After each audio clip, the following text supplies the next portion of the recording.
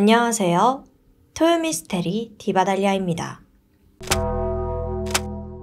2022년 8월 9일 오후 9시 일본 아이치현 이누야마시의 산속을 지나던 한 남성이 이상한 광경을 목격했습니다. 차량 한 대가 금방이라도 추락할 것 같은 모습으로 절벽에 걸쳐져 있었던 거죠.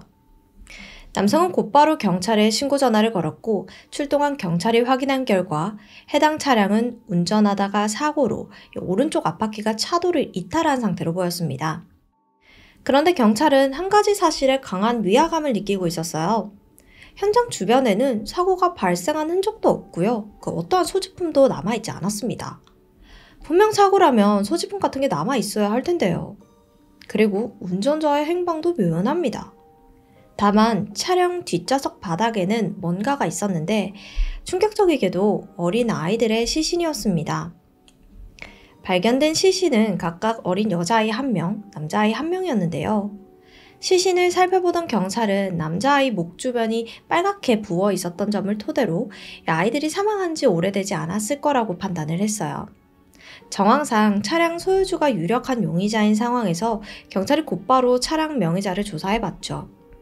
그 결과 아이치현 호소마치에 거주 중이던 42세의 남성 다나카 다이스케라는 인물로 확인이 되었습니다.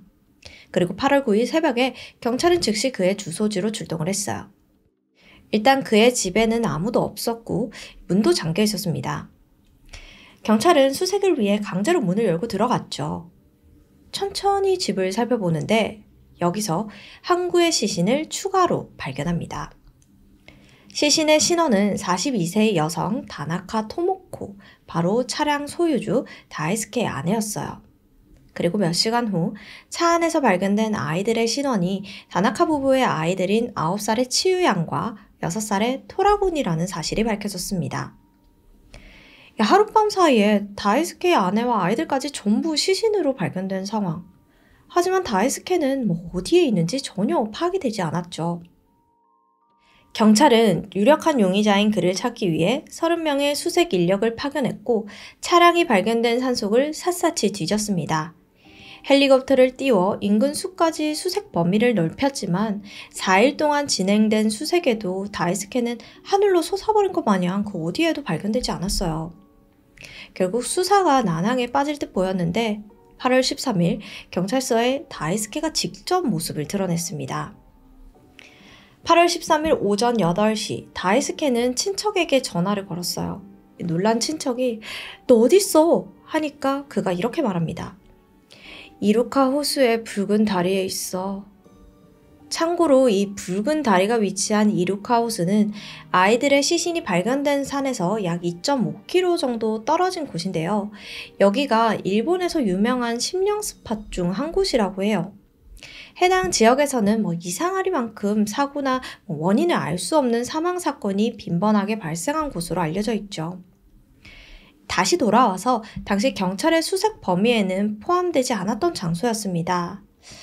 사실 2.5km면 멀지 않은 장소이긴 한데 생각지도 못한 장소였나 봐요. 전화를 받은 친척은 곧바로 다이스케를 데리러 붉은 다리로 향했고 그대로 그를 태워 경찰서로 향했습니다. 그리고 다이스케는 자신의 아내와 아이들을 살해했음을 자백했죠. 모두를 살해하고 자신 역시 죽음을 선택하려고 했는데 실패해서 자수를 선택했다는 거예요. 그의 범행 사실이 알려지고 그의 주변 사람들은 모두가 큰 충격에 휩싸였습니다. 그 이유는 사실 그가 가정에 매우 충실한 아버지로 평판이 자자했거든요. 이웃들 사이에서는 그를 아이들 사랑이 지극한 아버지라고 기억을 하고 있었습니다. 그리고 그의 가족을 이상적으로 화목한 가정이라고 여기는 사람들도 많았죠. 주변에 모두가 알 정도로 가족을 아끼고 사랑했던 다이스케는 어떠한 일을 계기로 이와 같은 참극을 벌인 걸까요? 그는 29살이 되던 해에 토모코를 만나 결혼했고 행복한 신혼생활을 이어갔습니다. 3년 뒤 부부에게는 선물 같은 아이도 생겼죠. 바로 첫째 딸 치유였어요. 또 3년 후에는 둘째 아들 토라도 태어납니다. 당시 가정 형편이 그리 좋은 편은 아니었지만 전기통신공사원이라는 안정적인 직업을 갖고 있어서 다이스케는 둘째가 태어나면서 내 가족이 지금 집보단 더 넓은 집에서 살 수 있는 주택을 짓기로 해요. 때문에 대출을 받아서 자신의 본가 근처인 후소마치에 집을 지었죠. 그리고 대출금을 갚기 위해 주 6일을 근무했다고 합니다. 출근은 매일 아침 5시 30분, 퇴근은 밤 10시. 극악의 스케줄이죠. 그럼에도 그는 결코 아이들에게 소홀하지 않았습니다. 그는 일주일에 단 하루 있는 소중한 휴일에도 매번 아이들과 놀아주면서 시간을 보냈어요. 아이들을 위해 마당에 직접 철봉으로 놀이기구를 만들어주기도 했고요. 아내 역시 가정 형편을 보태기 위해서 병원에서 보육교사로 일을 하고 있었다고 합니다. 이러한 모습을 지켜봐온 그의 주변 인물들은 가정에 충실한 다이스케 부부의 모습을 좋게 기억하고 있었고, 심지어 다이스케는 그토록 바쁜 와중에도 마을 자치의 임원으로 활동을 하면서 마을 행사에도 열심히 참여하는 주민이었다고 해요. 한마디로 그의 평판은 매우 좋음 그 자체였죠. 아내와의 사이도 좋았습니다. 물론 가끔씩 다투기는 했지만 부부 사이에 안 다투는 경우는 잘 없잖아요. 다퉈도 항상 사소한 말다툼으로 끝나는 정도였다고 해요. 이처럼 화목했던 다이스케 가족에 사건 발생 한 달 전부터 균열이 생기기 시작했습니다. 그 이유는 아내의 행동에 의문을 품게 되었기 때문이었는데요. 그는 어느 순간부터 아내가 자신을 도청하고 도찰까지 한다고 의심이 든 거예요. 그 이유는 아내가 거실불을 켜고 자거나 컴퓨터를 다 사용하고 전원을 끄지 않는 일이 가끔 일어났기 때문이었습니다. 저로서는 이해가 안 가기는 하는데 그는 컴퓨터나 어딘가에 도청 기능이나 도청 장치를 심어놨다고 생각이 들었나 봐요. 그러니까 아내가 불을 켜고 자거나 전원을 끄지 않았다는 거에 의심을 든 거겠죠. 근데 사실 이렇게 의심하는 경우는 자신이 떳떳하지 못한 구석이 있으니까 이런 생각이 드는 거잖아요. 그래서 다이스케에게 무슨 일이 있었던 걸까 경찰이 조사를 해봤죠. 알아보니까 2022년 5월 다이스케는 한 차례 유흥업소에 방문을 했었는데 이때 이곳을 왔던 게 상당히 큰 죄책감을 가지고 있는 듯 했습니다. 그는 인터넷으로 자신이 방문한 유흥업소가 불법인지 아닌지 조사를 하기도 했고 방문 사실을 아내에게 들킬까봐 오랫동안 전전긍긍했다고 해요. 이 불안함이 커져서 그는 점점 아내의 행동 하나하나가 자신이 업소를 방문했다는 증거를 잡기 위한 것으로 보기 시작했던 겁니다. 결국에는 사건 발생 2주 전인 7월 27일 그는 도청기 감지기를 구매하기에 이릅니다. 그래서 구입한 감지기로 집, 차 등등 구석진 곳을 살폈어요. 하지만 그 어디서도 도청기는 발견되지 않았죠.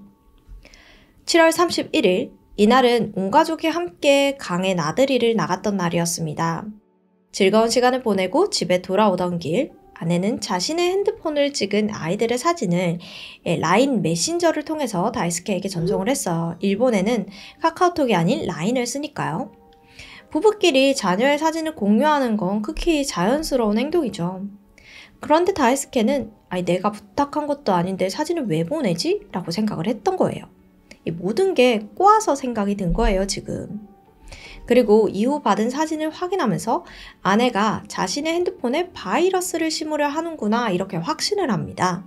그 근거는 사진을 누르면 아래에 뜨는 얼굴 모양의 스탬프가 있는데 왜인지 모르겠는데 그 스탬프를 보고 이걸 누르면 해킹이 된다는 걸로 생각을 했었던 것 같아요.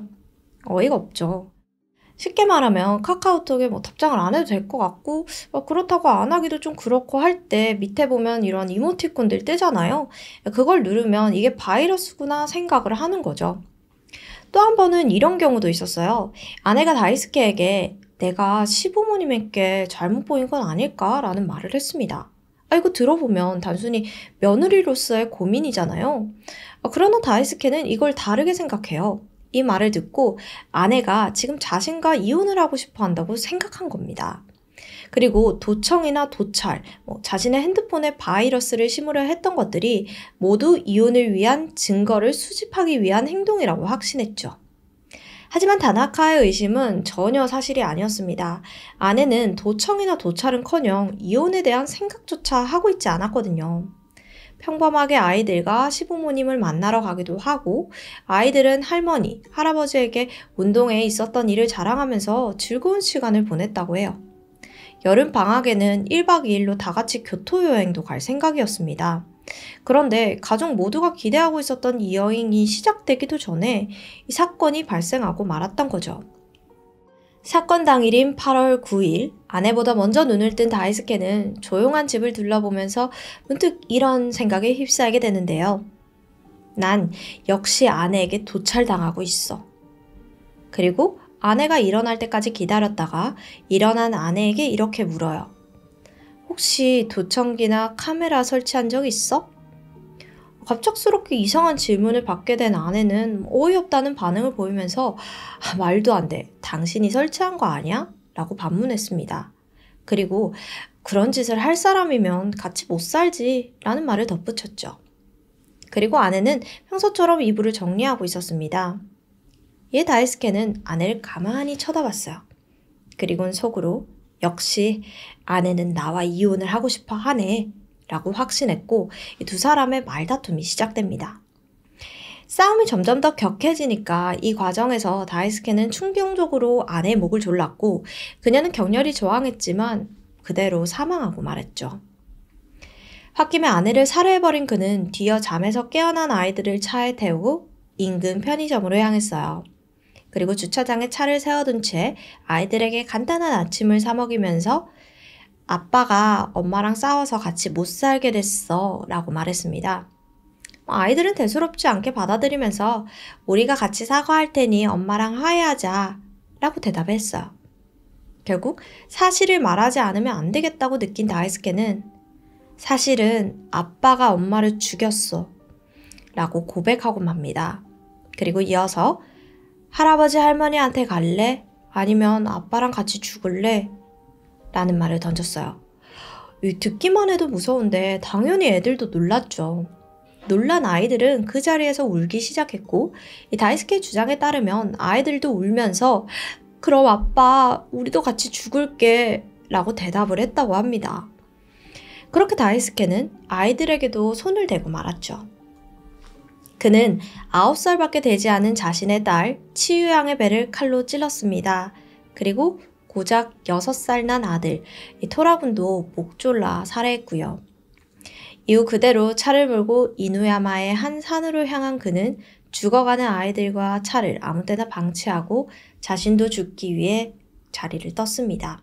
그러나 예상과는 달리 죽는 거에 실패했고 자포자기의 심정으로 붉은 다리 위에서 노숙하고 지내고 있었던 거예요. 다리 위에서는 그가 불을 피운 흔적이나 스스로 머리를 자른 흔적도 발견이 되었고요. 그리고 그의 목이나 팔에는 깊은 자상이 남겨져 있었는데 자상을 보면 그가 범행 후에 극단적인 선택을 도모했다는 사실을 확인할 수 있었습니다. 다이스케는 경찰에 아내와 싸우다가 우발적으로 살해한 거고 아이들은 범죄자의 아이들로 살아가게 하고 싶지 않았다. 그리고 다행히도 우리 아이들도 나와 같이 죽겠다고 대답을 해서 죽이게 되었다. 이렇게 진술을 했습니다. 이에 대해 변호인 측은 다이스케가 망상 증상에 시달리고 있다는 점을 들어서 이 사건을 심신미약으로 인한 상해 사건이라고 주장을 했죠. 그러면서 그에게는 징역 25년 정도가 타당하다는 입장을 밝혔습니다. 그러나 검찰 측은 다이스케가 망상에 시달리고 있다는 사실을 인정하지만 그게 범행 동기로 이어지는 이유가 납득이 가지 않는다고 단호하게 대답을 했습니다. 또한 무려 약 1년에 걸친 정신감정을 통해 그의 상황 판단력이 망상으로 인해 흐려졌을 가능성은 분명히 있지만 행동의 옳고 그름을 판단하지 못할 정도로 지적 능력이 손상된 상태는 아니었을 거라고 주장을 했습니다. 결국 검찰 측은 그에게 형사책임 능력이 있다고 판단을 한 거죠. 2024년 6월 25일 다이스케의 첫 공판이 열렸습니다. 그는 자신에게 적용된 모든 혐의를 인정했고 검찰은 앞서 언급했던 이유를 근거로 그에게 징역 30년을 구형했죠. 이 재판에서 다이스케의 장모님이 증인으로 참가해서 이렇게 말했다고 해요. 딸은 이혼 얘기를 한 번도 꺼낸 적이 없어요. 이혼 얘기는커녕 남편의 험담조차 하지 않았고요.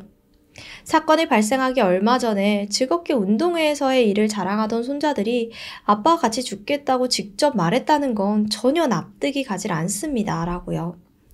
하지만 다이스케는 장모님이 가진 의문에 대해서는 대답을 하지 않았고 초기 진술처럼 같은 입장을 고수했습니다. 그러니까 아내는 말다툼 중에 우발적으로 살해했고 아이들은 범죄자의 아이들로 만들고 싶지 않아서 살해했고 또 아이들이 같이 죽겠다고 말했기 때문에 살해한 것이라는 그 입장이요. 그리고 2024년 7월 9일 최종적으로 다이스케에게 징역 30년이 선고되었습니다. 그는 지금부터 매일 처가댁 식구들, 우리 부모님, 그리고 내가 죽인 아내와 아이들 모두의 심정을 생각하며 살아가겠습니다 라고 말하면서 자신의 형량을 받아들였죠. 그리고 항소하지 않아 그대로 형은 확정되었습니다. 그러나 그의 처가댁 식구들은 범행 동기가 충분히 납득되지 않는다며 분노했습니다. 내내 다이스케의 장애 이야기만 잔뜩 들었을 뿐 정말 그것이 아내와 아이들을 모조리 살해할 동기가 되는지 이해가 가지 않는다는 겁니다. 그러나 끝까지 다이스케는 유족도 검찰도 제대로 납득하지 못하는 범행 동기에 대해서 더 이상 입을 열지 않고 있죠. 무엇보다 가족을 사랑하던 아버지라고 보여졌던 다이스케가 저지른 충격적인 가족 살인사건. 그는 자신의 손으로 가족들의 생명도 끊고 극단적인 선택도 실패한 후에 며칠간 붉은 달을 위해서 무슨 생각을 했을까요? 오늘의 사건을 보면서 이 속담이 생각났습니다. 도둑이 제발저리다. 이 말은 죄 지은 사람이 자신의 잘못을 드러날까봐 두려워하는 모습을 비유한 속담인데요. 저는 다이스케가 업소에 간 후로 전전긍긍하다가 결국 정신병까지 오게 됐고 가족까지 살해했다라는 생각이 들었습니다. 다이스케에게 자신의 잘못을 인정하고 사과할 수 있는 솔직함과 용기가 있었더라면 상황은 어떻게 좀 달라지지 않았을까요? 직면해야 하는 상황은 용기 있게 직면하는 것이 세상을 잘 살아갈 수 있는 방법이 아닐까 싶습니다. 허무하게 세상을 떠난 세 사람의 명복을 빌며 오늘의 이야기 마치도록 하겠습니다. 지금까지 디바달리아였습니다. 안녕하세요. 금요 사건 파일 디바달리아입니다. 지난 2021년 11월 17일 저녁 8시 30분 서울 서초구에 위치한 한 아파트 단지 내에서 낯선 소리가 울렸습니다. 쿵 하는 둔탁한 마찰음이었는데요. 그래서 주변을 산책하던 주민이 놀라서 달려갔는데 그곳 화단에는 한 젊은 여성이 쓰러져 있었습니다. 안타깝게도 여성은 발견 당시 이미 두개골 분쇄골절로 사망한 상태였죠. 심정지가 됐기 때문에 시신은 곧장 경찰에게 인계되었습니다. 사건이 발생한 아파트는 불과 5개월 전 완공된 신축 아파트였습니다. 입주 당시 엄청난 고급화를 앞세워서 지역 주민들 사이에서도 화제가 되었던 곳인데요. 문제는 이곳이 입주를 시작한 지 얼마 되지 않아서 주민들 대다수가 서로의 얼굴을 몰랐다는 점입니다. 아파트 경비원 또한 거주민의 신상을 파악하는 것에는 한계가 있었죠. 그래서 이 여성은 누구인지, 어디에 살고 있는지 그 어떠한 정보도 즉각 확인할 수 없었습니다. 심지어 여성의 유가족 또한 나타나지 않았고요. 경찰은 먼저 단지 내 탐문 수사를 진행했습니다. 근데 여성을 신원을 알 수 있는 사람은 아무도 없었죠. 경비원은 죽은 여성에 대해서 가끔씩 초저녁에 외출을 했다가 밤 늦게 들어오는 걸 몇 번 본 적이 있다라고 진술을 했습니다.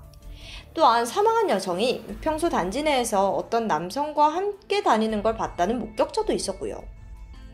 그래서 경찰은 아파트 내의 CCTV를 확인합니다. 사망 1시간 30분 전인 저녁 7시, 사망한 여성이 혼자 엘리베이터를 타고 올라가는 모습이 확인되었습니다. 그리고 마침내 여성의 신원이 파악되는데 그녀는 여기 아파트 19층에 월세를 내며 거주하던 26살의 세입자 A씨인데요. 조사를 해보니까 그녀가 최근 몇 달간 월세를 지불하지 않았다는 사실도 드러났습니다. 그러면 A씨는 경제적 사정이 안 좋아진 것을 비관해서 스스로 목숨을 끊은 것일까요? 그런데 A씨의 시신은 전혀 다른 이야기를 해주고 있었습니다. 시신의 배와 오른쪽 엉덩이, 왼쪽 넓적다리와 팔과 손 부위에서 흉기에 의한 상처들이 발견되었습니다. 이건 추락 당시의 충격으로 발생한 것이 아니었습니다. 스스로 자해를 했다고 볼 수도 없었죠. 명백히 누군가에게 공격을 당했을 때 발생하는 상처였습니다. 결정적인 증거는 또 있었어요. A씨가 거주하던 19층에서 18층으로 내려가는 비상계단에서 그녀가 흘린 것으로 추정되는 혈흔이 발견되었습니다. 추가로 경찰은 A씨가 거주하던 집안 내부를 살폈고, 그러자 이 작은 방 베란다 창문에서도 A씨의 피자국을 발견합니다. 그렇다면 누군가 A씨를 비상계단에서 흉기로 공격하고 다시 집으로 끌고 와서 작은 방 베란다 창문에 던져 살해한 것으로 추정할 수 있겠죠.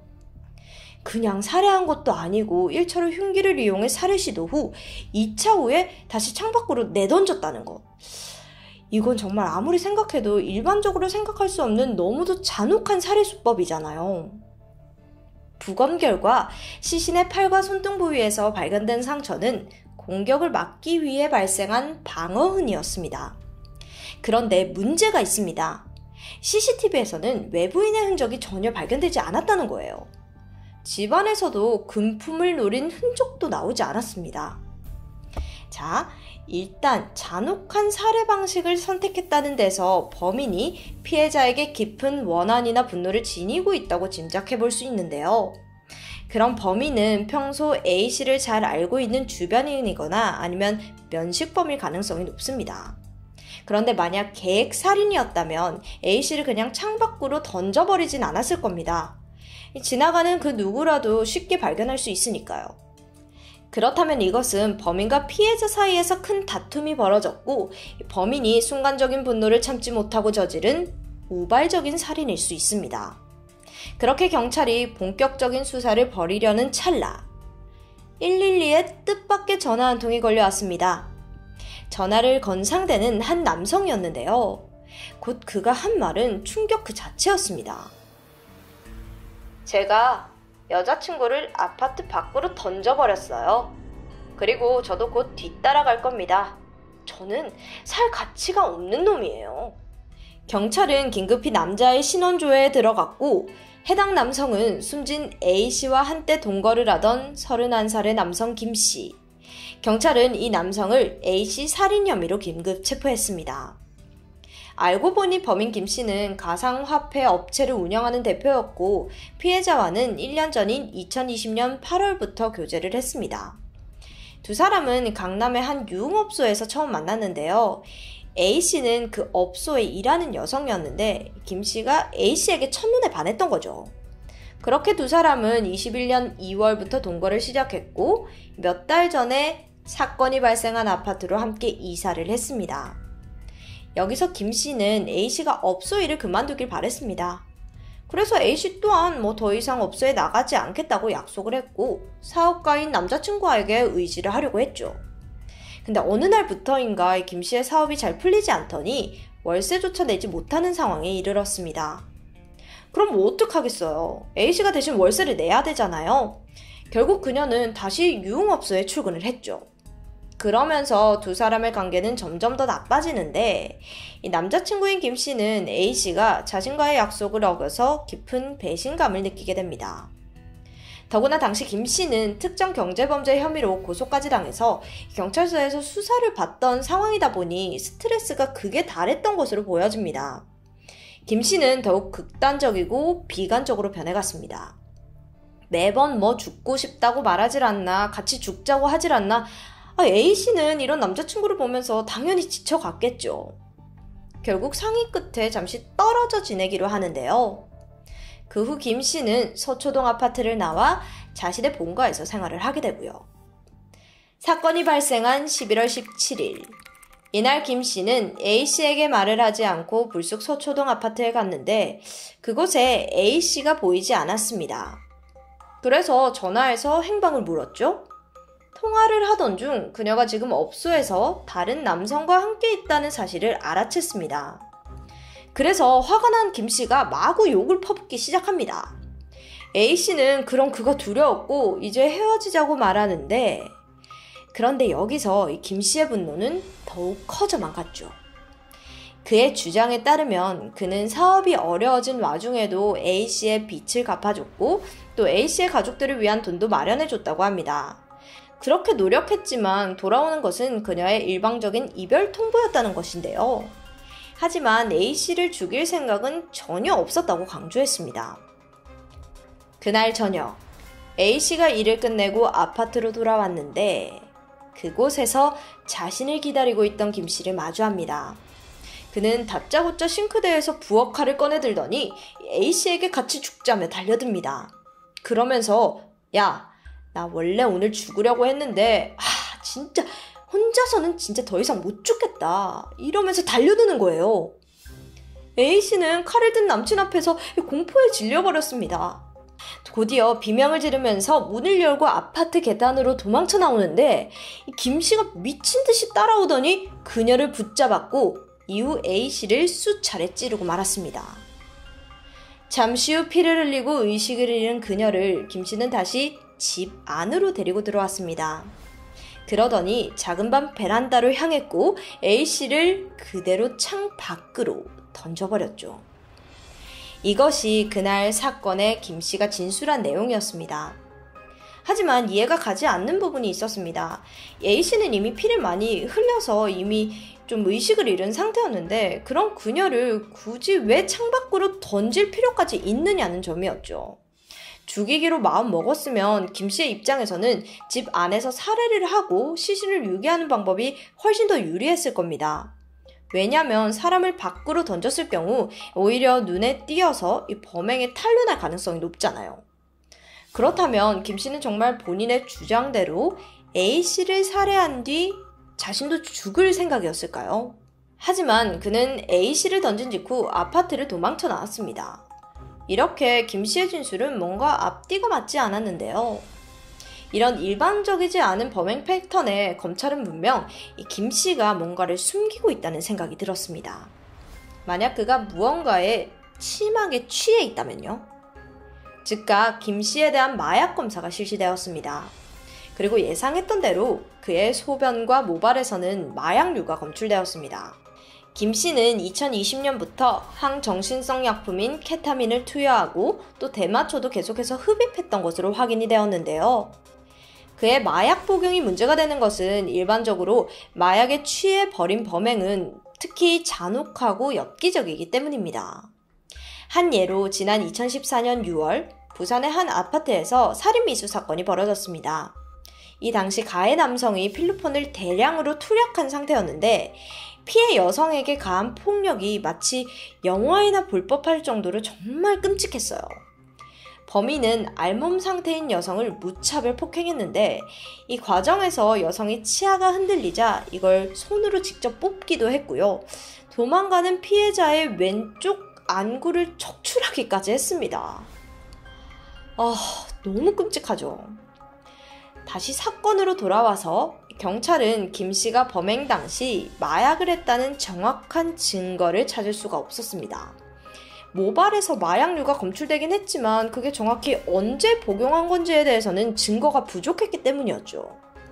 김씨는 워낙 상습적으로 마약을 복용해온 인물입니다. 그런데 예상외로 재판 과정에서 김씨의 변호인단들이 김씨가 사건 당일 마약을 했다는 사실을 먼저 언급하고 나선 거예요. 그 이유가 뭔지 아세요? 바로 마약으로 인한 심신미약을 주장하기 위해서였죠. 변호인단은 김씨가 지난 2004년부터 비언어성 학습장애와 주의력 결핍장애, 틱장애, 불면증, 양극성 정동장애 이런 이유로 정신과 치료 기록을 증거로 제출했습니다. 그가 평상시에도 정신이 불안정했다는 점이랑 사건 전날 40시간 동안 잠을 자지 못해 제정신이 아니었다는 점도 강조했습니다. 이 모든 것이 형량을 낮추기 위한 시도였죠. 그런데 여기서 검찰도 새로운 카드를 꺼내들었어요. 사망한 A씨의 부검 결과 위장 안에서 마약 성분이 검출되었는데 적어도 숨지기 3시간 전에 마약을 투약한 것으로 분석되었습니다. 이에 검찰은 김씨가 중간간이나 혹은 이미 살인을 목적으로 피해자에게 마약을 강제 투약했을 가능성을 주장한 것입니다. 만약 검찰의 주장이 맞다면 김씨가 받을 형량은 최대 사형까지도 가능했죠.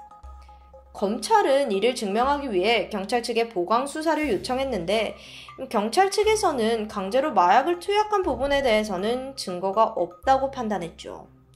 피해자 A씨에게서 검출된 마약 성분은 김씨가 복용한 것과 같은 성분이었습니다. 그러나 김씨에 의해 강제로 투약한 것인지 혹은 업소에서 이미 투약한 건지는 증명할 방법이 없었어요. 결국 그날의 진실은 오직 김씨만이 알 뿐이죠. 그렇다면 김씨 측이 주장하는 심신미약은 재판에서 받아들여졌을까요? 1심 재판부는 김씨가 수사 과정에서 피해자를 살해한 동기와 방법을 매우 구체적으로 진술한 점을 지적했습니다. 그건 김씨의 판단 능력이 저하되었다고 보기는 어렵잖아요. 그래서 징역 25년형을 받았습니다. 하지만 김씨는 즉각 항소합니다. 그래서 2심 재판이 열렸죠.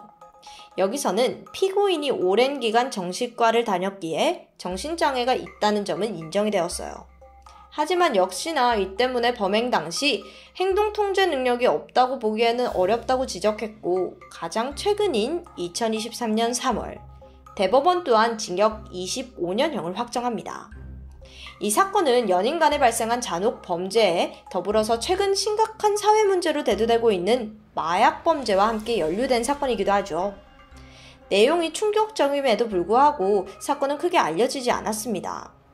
일각에서는 그 이유에 대해 사건 직후 주민들이 집값에 영향을 미칠 것을 우려해 빠르게 뒤처리를 했다는 소문도 돌았습니다. 또한 언론이 통제했다는 설도 있고요. 물론 사실이 확인되진 않았습니다. 중요한 것은 범죄는 어떤 방식으로든 기억되어야 한다는 점입니다. 그래서 재발을 방지하고 사람들에게 경각심을 남겨야 해요. 게다가 이 사건은요, 마약 문제가 한참 대두되는 시점에서 과연 마약에 취한 범죄를 우리 사회가 앞으로 어떻게 처리할 것인가에 대한 질문을 남겼다고 생각됩니다. 분명 5년, 10년 안에 한국은 마약으로 인한 더 잔인한 살인 사건들을 마주할 겁니다.